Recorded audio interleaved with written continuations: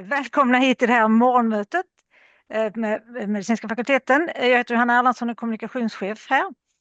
Idag ska vi föra från vår vice dekan Thomas Hellmark och projektkoordinator Kristina Landelius om våra uppdragsutbildningar. Så jag lämnar över till Thomas. Ja. Tack så mycket. Det är jag som är Thomas Hellmark och är vice dekan och ansvarig för utbildning, och det inkluderar också uppdragsutbildning. Vi har en lång tradition av att ha uppdragsutbildningar vid vår fakultet. Kan byta bild, Kristina. Ja.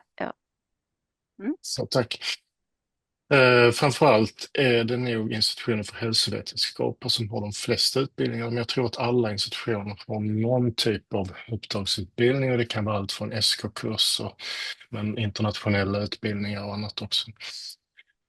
Vi har en årlig omsättning på ungefär 20 miljoner, så det är ingen liten del.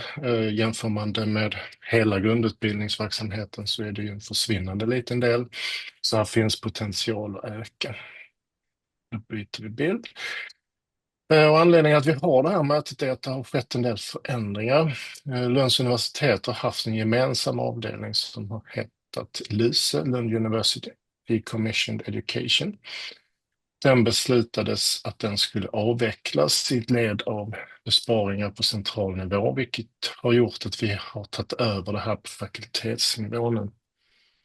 Så att från och med under 24 har vi tagit över mer och mer successivt, och idag så hanterar vi alla de stora bitarna själv här på fakulteten. Så att det vi håller på med nu är ju att hitta en struktur för hur det här ska fungera. Så vi vill inte bygga upp en jätteorganisation som kostar mycket pengar, utan den här ska vara väldimensionerad och ge rätt stöd till rätt lärare. Och det skiljer ju sig jättemycket beroende på hur mycket resurser man själv. Men det kan vara allt från kurser och administration, det kan vara hjälp med budget, avtalsskrivningar, beställning av resor, faktureringar, utbetalningar till föreläsare och annat. Vi jobbar också med att ta fram ekonomiska modeller. Hur mycket kostar det egentligen att ge en sån här utbildning? För vi får inte gå med vinst, men vi får inte heller gå med förlust på den här typen av utbildning. Så då måste vi veta på ett ungefär vad det kostar, så att vi kan ge ett rimligt pris på en sån här utbildning. Och sen vill vi också ha en organisation som kan vara ett stöd för fakultetsledningen när det gäller strategiska frågor. Vad ska vi satsa på? Hur mycket får det här kosta och så vidare. Så att till vår hjälp har vi Kristina Landelius som snart kommer till att berätta vad en uppdragsutbildning är, som är då koordinerar alla våra uppdragsutbildningar. Vi har också en styrgrupp där Rickard Bartolomé är ordförande, men där vi har en bred representation från flera institutioner och med människor som har olika kompetenser, såväl ekonomiska som administrativa och före detta eller nuvarande kursgivare. Så att jag känner mig väldigt trygg med den här organisationen. Jag tror att det här kommer att fungera väldigt bra framöver. Nu lämnar jag över till Kristina som får berätta vad det egentligen är vi pratar om. Precis. Vad är då en uppdragsutbildning? Och en uppdragsutbildning är en utbildning som syftar till kompetensutveckling för yrkesverksamma. Den beställs och den finansieras av en arbetsgivare eller organisation, det vill säga alltid en juridisk person som står bakom en anmälan, och deltagarna betalar alltså inte själv. Den kan vara med eller utan högskolepoäng. Den kan vara en dag, den kan vara under 2 terminer, så det är väldigt flexibelt. Uppdragsutbildning, precis som Thomas nämnde, ska vara självfinansierad och den får inte gå med vinst eller förlust. Och den får inte heller belasta ordinarie utbildning eller forskning som bedrivs inom universitetet. Uppdragsutbildning som överstiger 60 HP ska rapporteras skriftligen till universitetskanslerämbetet, och de flesta utav våra högskoleutbildningar ligger på ungefär mellan 7,5 HP upp till kanske 15, ibland är det 30 HP. Varför ska man då ha uppdragsutbildning? Ja, uppdragsutbildning bidrar positivt till både universitetets verksamhet och samhället.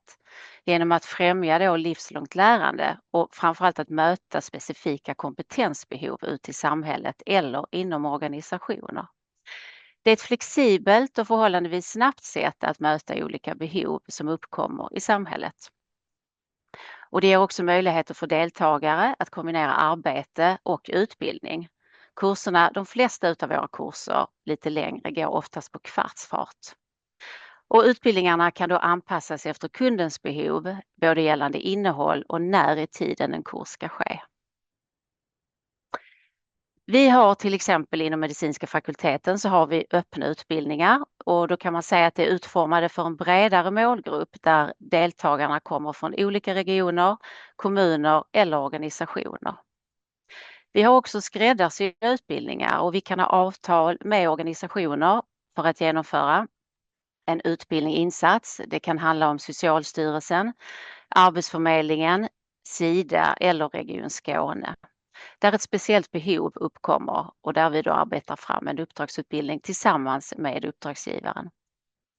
Vi har också tagit över från Lusesen i höstas att vara koordinatorer för SK-kurser, det vill säga specialistkompetenskurser för ST-läkare genom ramavtal med Socialstyrelsen. Våra aktuella utbildningar har vi nu sedan en tid tillbaka samlat på vår hemsida, alltså medicinska fakultetens hemsida. Under utbildning så ligger där uppdragsutbildning inom medicin, vård och hälsa. Så där kan man läsa mer och gå in och titta på de olika utbildningarna. Thomas ska komma in här och berätta lite. Och här är det då ett exempel. Det här är då en så kallad öppen kurs där vi själv har identifierat ett behov eller tillsammans med vården. Där man gör en kurs som är öppen för alla i Sverige eller världen att söka. Och då är det då arbetsgivaren som anmäler och vi registrerar dem sen. Vi gör ingen extra koll på hur de här studenterna har kommit in. Och det här är en kurs som ges då av Anneli Jönsson som är sjuksköterska och Naomi Klein som är läkare tillsammans. Och det här finns det ett behov inom njurmedicin. Det är ingen specialistsjuksköterskeutbildning men det finns ett antal viktiga uppgifter där man behöver specialkompetens. Så att den här kursen ges regelbundet, jag tror årligen. Och den har varit i princip full varje år sedan den startade. Så här finns ett stort behov av kompetensutveckling så att här har inte varit svårt att få in studenter och den har varit väldigt uppskattad. Mm. Hur går man då tillväga om man vill starta en ny uppdragsutbildning? Om vi tänker oss att man funderar på en högskoleutbildning eller högskolepoäng. Processen som vi är en grupp på 3 personer inom institutionen för hälsovetenskaper som har jobbat länge med just uppdragsutbildning. Så vi har en väl fungerande process. Och vad vi alltid gör, där uppstår alltid ett behov och vi får en kontakt. Någon kontaktar oss, kursledare oftast. Och då har vi ett inledande möte med de här personerna. Och på det inledande mötet så diskuterar vi vilket behov som finns, vilken målgrupp som är tänkt, innehållet i stort, vilken typ av kurs, ska det vara HP eller inte, ska den vara digital eller fysisk eller kanske en kombination. Så man får liksom grundläggande information. Efter detta inledande viktiga möte så är det dags för kursledaren då att gå hem och titta lite grann på schemat, det vill säga upplägget. Och det handlar om att skapa sig en bild av hur lång vill man att utbildningen ska vara. Ska den vara föreläsningsintensiv eller kanske väldigt mycket läsning på Canvas eller lärplattformar. Och när man väl har den här schemaplaneringen hyfsat klar, då kan man också få en uppfattning om budgeten, det vill säga kostnaden för då kursen. Hur många föreläsare, examinatorer, handledare och så vidare. För budgeten är också en förutsättning för att vi ska kunna marknadsföra den kursen. För att innan vi vet kostnaden per deltagare, nu pratar vi om en öppen kurs, så kan vi inte gå ut och marknadsföra den. När vi väl har all information så skapar vi kursinformation på vår hemsida där också kostnaden står. Men det finns också andra sätt att marknadsföra en uppdragsutbildning och kursledarna har en jätteviktig roll att sprida informationen. Vi kan också göra flyers eller kursblad som man kan till exempel sprida om man är på en konferens eller så. Så marknadsföringen är viktig. Under tiden här, om man tänker sig från schemaplaneringen och sen framåt, så om det är en HP-kurs så behövs det en kursplan. Och då sker det också ett arbete med den och sen ska den tas i de olika mötena, beredningsmöte, examinationskommittén och sen också då nämndmötet för att ta kursplanen. Sen kommer anmälningarna in, vilket det oftast gör skulle jag vilja säga, eller alltid. Och när man sen har en fulltecknad kurs så är det ju dags för kursstart. Och kursstarterna inom uppdragsutbildning behöver inte följa exakta terminstarter utan vi är flexibla med det. Det kan starta i september eller det kan starta i november. Kursen pågår. Vi finns här som ett stöd både till kursledningen men också till deltagarna. Och när kursen sen är slut så görs det alltid utvärderingar. Utvärderingar kan också göras under tiden kursen går om man önskar det. Och sen då tillsammans med ett kursbokslut. Gällande budgeten som jag nämnde tidigare så vill jag också bara gå igenom lite grann vilka kostnader som kan ingå då i en kurs. Och givetvis så är kursledarskapet, det är en stor kostnad, timmar för det. Föreläsare likaså. Och examinatorer och handledning, det är ju kan man säga de stora kostnaderna för en kurs. Lokalkostnader vet vi är en ganska stor kostnad också som ska läggas in. Ibland är det fika, vilket vi tycker är trevligt. Och sen kommer ju vårt arbete också in, studieadministrationen. Vi på uppdrag finansieras av uppdragsutbildningar. Litteratur emellanåt och kanske resor och hotell för just föreläsare. Och sen kan det komma in lite övriga kostnader. Så det här är liksom en typisk Lunds universitet är också en ramavtalsleverantör gentemot Socialstyrelsen till och med 2026. Men vi har också i början av detta året fått ett nytt ramavtal för 2027 till 2030. Att vara ramavtalsleverantör är dock ingen garanti för att bli tilldelad en SK-kurs. Det görs alltid genom förnyad konkurrensutsättning året innan. Och vid avropstillfället så får då vi, Lunds universitet, förfråga från Socialstyrelsen gällande kursområde som efterfrågas.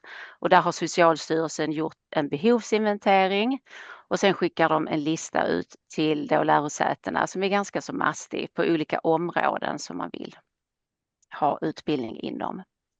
Så om man är intresserad av det så vill vi också visa hur man går tillväga om man vill genomföra en SK-kurs. Och då kommer där en avropsförfrågning från Socialstyrelsen och det kom här nu i år så kommer det för någon månad sedan inför 2026. Och då kommer den till oss inom uppdrag och vad vi då sen gör är att vi skickar ut informationen till bland annat tidiga kursledare men också skickar vi ut till andra kanaler inom Lunds universitet och även Region Skåne för vi vill att den ska komma ut så brett som möjligt så ingen missar någonting. Kursledare återkommer då om intresse och när man har gjort det så skickar vi ut mall och underlag. Och det är underlag som vi har fått av Socialstyrelsen där det står en kursbeskrivning och sen står det då, är det uppgifter om att man ska uppge hur många dagar och vilken kostnad som man beräknar då att denna kursen kommer att kosta. Vi lägger in den sen i Tensign som är ett avtalssystem. Och sen blir det tilldelning av avropsavtal och vi fick faktiskt igår information om de anbuden som skickades in för ungefär 1,5 månad sedan kom det besked igår så att jag kommer att skicka ut till alla kursledare som har anmält intresse om vad det blev. Vi konkurrerar ju faktiskt med andra universitet också så att det är som sagt inte säkert att man får det.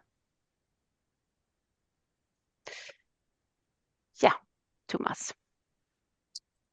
Så då kan man ju fundera över varför vi ska ge uppdragsutbildningar, och alltså det här är en del av universitetets uppgift, en väldigt viktig del. Att sprida den kunskapen som finns här hos oss, hos våra lärare, den så kallade tredje uppgiften.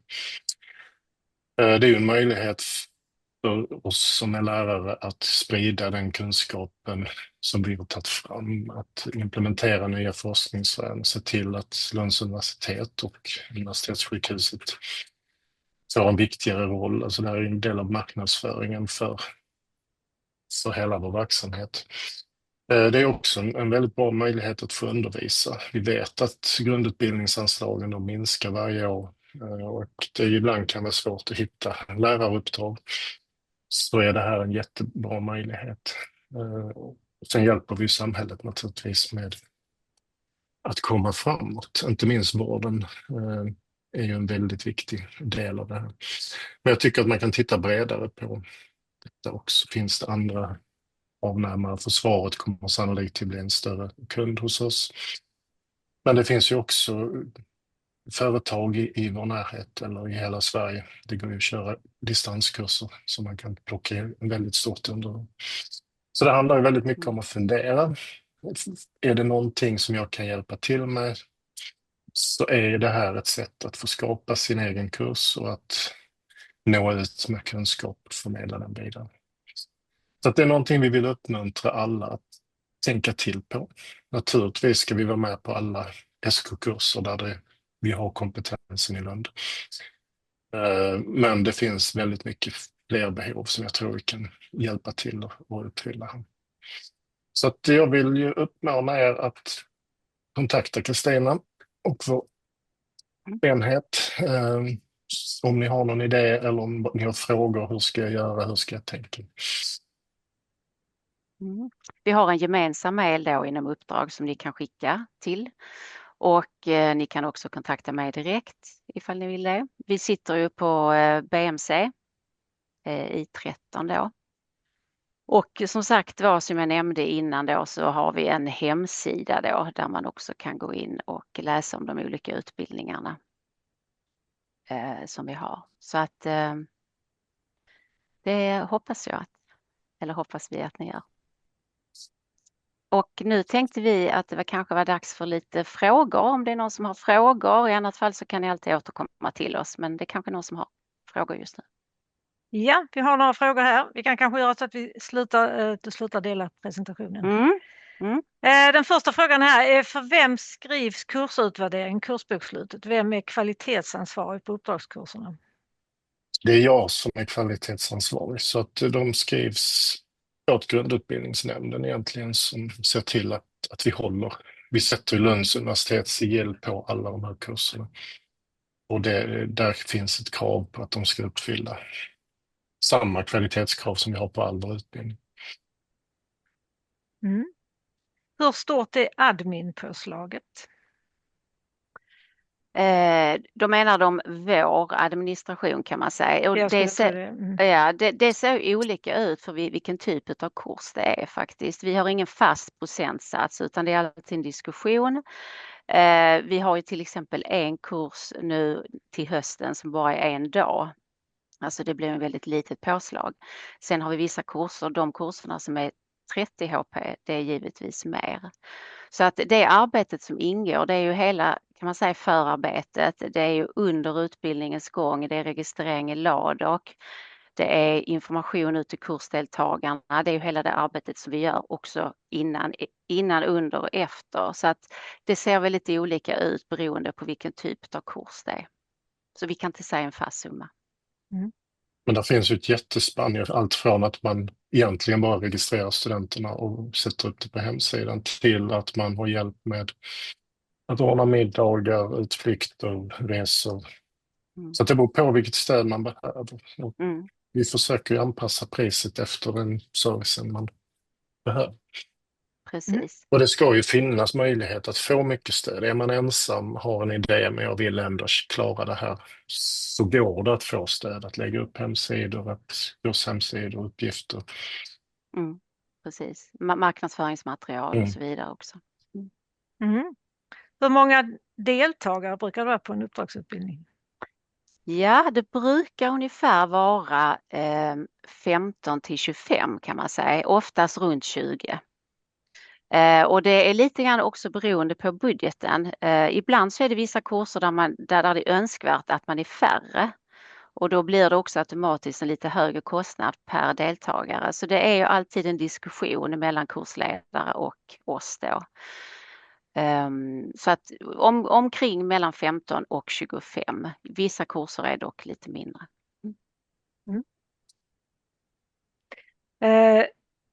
Brukar de flesta klara hela kursen? En följdfråga. Det brukar de faktiskt göra. I princip alltid. Ibland så kan det vara så att det kanske händer någonting i någon deltagares liv som gör att de inte kan fullfölja kursen. Men eftersom kurserna går regelbundet så ser vi alltid till att försöka ge dem möjlighet i så fall att komma in i nästkommande kurs och i så fall slutföra det. Så att jag skulle nu säga att de flesta klarar det, absolut. Och kursledarna är ju fantastiska och ger ett jättefint stöd så att de är ju också måna om att alla ska klara det. Jag tror vi har haft den här tidigare, men ni kan kanske svara på den igen. Går fakulteten med vinst på de här kurserna eller är målet att gå jämnt ut? Målet är att gå jämnt ut. Vi får inte lov att göra vinst på det här. Sen är det ju så att om det är en kurs som inte går med vinst så behöver vi ju täcka upp det på något sätt. Så att jag skulle rekommendera att man alltid lägger en liten pyttevinst, men vi får absolut inte spara de här pengarna. Det står i tidningen så sent som förra veckan om ett antal universitet som hade fått anmärkningar från Riksrevisionen där de går in och tittar. Har man sparade pengar på den här verksamhetsgrenen 54 som uppdragsutbildning så får man en anmärkning. Så att pengarna ska användas till den här utbildningen. Men vi får inte heller hjälpa till. Vi får inte ta EU-pengar eller forskningspengar för att täcka upp om det går med förlust en gång. Så att man behöver liksom hitta någon balans på det här. Precis, och jag skulle säga att ingen utav våra uppdragsutbildningar går med förlust. Så skulle jag vilja säga också. Så att vi startar ju aldrig en kurs ifall det är för få deltagare, utan vad vi gör är att vi ställer in den kanske då för tillfället och sen så försöker vi hitta en ny tid framöver när man kan starta den. För det kan handla om att det har varit kanske för kort tid när man planerar kursen. Vi brukar säga att det ska vara mellan 9 månader och 1 år tar det ungefär för att planera en lite längre kurs. En kortare kurs går ju snabbare, men för att man ska kunna hinna med hela processen och kunna marknadsföra och sprida informationen ut så är det viktigt att ha de här 9 månader till 1 år. Så att Går det att samarbeta med andra aktörer i kursupplägget eller ska det vara 100% Lunds universitet? Det går att samarbeta med andra också.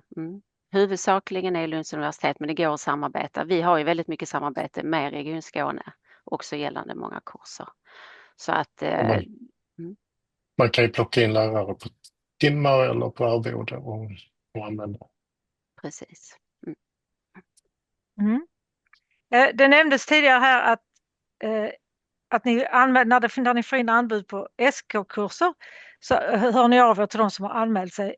Men om det kommer in ett ämne där det inte finns någon anmäld, kontaktar ni då människor för att... Vi sprider det då. Ja, vi sprider det i olika kanaler. Mer än så kan vi inte riktigt göra för att vi har inte riktigt kunskapen om vem som har vilka. Så det här handlar om, det är väldigt många områden.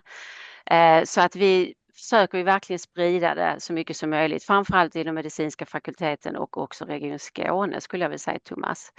Att det Så att, men vet man redan nu att man är intresserad av ett ämne som man tror finns, man kan ju gå in på Socialstyrelsens hemsida också och läsa, så kan man alltid kontakta oss så lägger vi in det i vår lista, i vår kontaktlista. Det är ju bra om man gör det. Har ni några exempel på de senaste anbuden handlar om? Ja, det har jag. Jag har inte listan framför mig, men det är akutsjukvård bland annat. Det är, jag kan ta upp listan ifall man vet. Men vill man ha en specifik lista så kan man kontakta mig. så kan jag berätta om det. Vi skickade in 10 stycken anbud nu här för några månader sedan. Och när jag tittade på det igår så fick vi 7 stycken då, kurser. Resten, de 3 andra gick till Karolinska. Och då kan det handla om att man har högre pris, vilket det oftast är. Det kan också handla om att man får olika meritpoäng från Socialstyrelsen. Så har man uppgett att man ska ha en 4-dagars kurs och kanske Karolinska har uppgett 5, så kanske de får mer meritpoäng. Så det kan vara sådana saker. Där är olika viktningar i de här utvärderingarna som de gör. Men jag kommer att skicka ut information idag till alla som har sökt då. Mm. Finns det något ämne som inte kan vara en uppdragsutbildning? Oj, vad svårt. Egentligen inte, tror jag väl, Nej. men det är ju bra om det är någonting som man är expert på. Och medicinska fakulteten kanske inte ska hålla på med dinosaurier och Harry Potter om man inte kan koppla det till medicin eller medicinsk forskning eller omvårdnad. Men där finns väl inga liksom begränsningar egentligen. Det kan ju vara på vilken nivå som helst. Så SK-kurserna är ju väldigt hög nivå. Men man kan ju också ha grundläggande kurser. Vi har kurser som ges som fristående till vanliga studenter som söker fritt. Men då en arbetsgivare då kan köpa ett antal platser på en sån kurs. Så vi har flera sådana som ges både som fristående kurs och som uppdragsutbildning. Så det är en möjlighet också att man kan samköra dem. Konkurrerar uppdragsutbildning med övrig utbildning om våra lärare? Nej, det gör det inte. För att vanlig utbildning kommer alltid först. Så att det blir ingen, alltså har man inte möjlighet så har man inte möjlighet. Så att så jag skulle säga att det svaret är nej. Det gör vi inte. Och där är ju prefekten som får gå in och säga, finns det möjlighet eller inte? Så är det. Ja, kan uppdragsutbildning ges på engelska eller inte? Ja, men det kan den, och inom medicinska fakulteten så finns det en utbildning inom handkirurgi, hand surgery, och den är internationell. Så att den ges på engelska. Vi har inte hand om den själv, så jag har inte så mycket kunskap om just den kursen, men den är internationell. Så det finns möjlighet till det också. Jag tror faktiskt att det var den sista frågan vi har fått in här. Och vi börjar närma oss 9. Så jag tackar så mycket Thomas och Kristina för att ni kom hit. Och för alla deltagare här så ses vi i mitten på juni igen för vårterminens sista morgonmöte. Och då ska det handla om karriärvägar och karriärstöd. Så välkomna tillbaka då och ha en fortsatt bra torsdag. Tack. Hej då. Hej då.